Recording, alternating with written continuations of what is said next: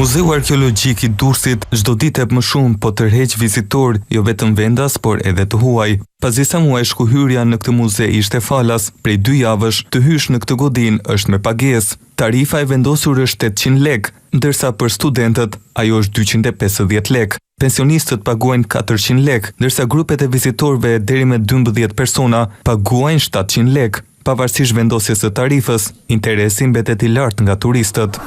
Kemi pasur grupe nga Italia, ka pasur nga Franca, nga Gjermania, ka pasur grupe nga Amerika, të cilët kanë ardhur për ta parë, pra nga vende të ndryshme, edhe nga Nigeria ka pasur vizitorë të ndryshëm.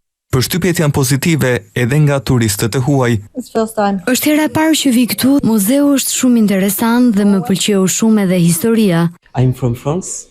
Jemi nga Franca, është herë e parë në Shqipëri dhe po vizitojmë këtë muze për të njohur historinë dhe kulturën e vendit tuaj. Është një muze shumë i bukur, është interesante të shohësh se si ka qenë historia dhe kultura e këtij vendi. Muzeu Arkeologjik i Durrësit u rihap për vizitorët pasi përfundoi procesi restaurimit dhe rikualifikimit në muajin prill. Ky proces dha mundësinë për hapësira të reja, si dhe për një mënyrë prezantimi të përditësuar të objekteve të ndryshme.